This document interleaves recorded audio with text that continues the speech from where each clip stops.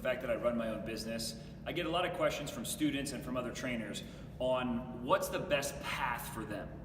So here's some advice on whether you should start your own training business or if you should be working for somebody else at a different gym, a commercial gym, because there's a lot of pros and cons to each of those.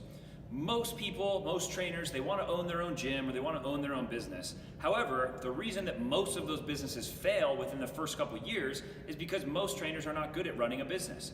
Maybe they're really good at being a trainer, and then they go out and they try to open a business and they don't realize that being good at training and coaching does not make you good at business. So another big mistake I see a lot of young coaches doing is that as soon as they get started as a trainer or coach, they don't want to work for somebody else, so they try to start their own training business. There can be benefits to that. However, my advice, if you're a young coach or trainer and you've been coaching clients or people for less than 5 years, you need to be working somewhere where their gym is providing you clients. So you should be working at a commercial gym, a small private gym, a CrossFit style gym, a training gym, whatever it is, because you need to develop your abilities as a coach first. Your product is the coaching and the training, program development, training of the clients, client interaction, the art of coaching. You need to develop all of those skills first. Once you develop those skills, you might have the ability to then go out on your own and start doing the other side, the business side. But it's very, very challenging.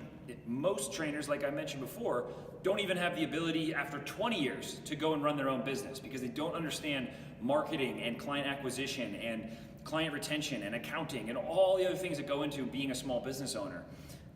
So doing this when you don't even understand how to coach and how to train people and you're just learning that, it's going to be very overwhelming. I'm not saying you can't do it, but I've seen a lot of trainers struggle because they want to be their own brand, they want to run their own business, and they don't even know how to write a training program yet. They don't know how to train people.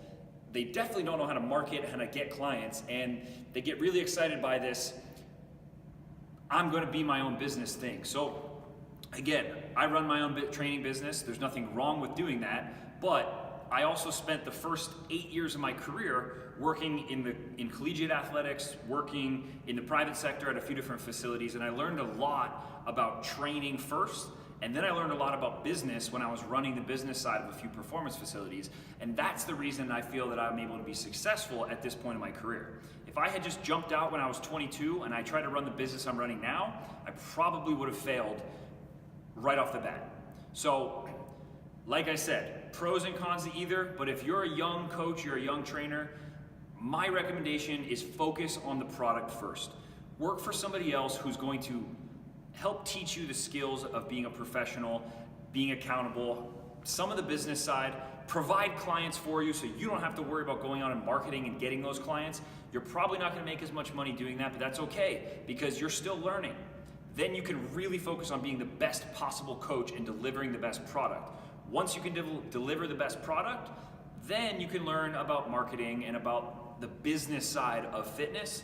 And if you feel comfortable with doing those things, then absolutely go it on your own, try it out and see how it is. So hopefully this helps out some of you guys because I know a lot of young trainers are chomping at the bit to get out there and be an entrepreneur and start your own business, but you need to know all of the pluses and minuses to that before you jump into it because you're gonna probably struggle really hard in the first 2 years, and most of you guys are probably gonna fail if you don't focus on the coaching side of it first.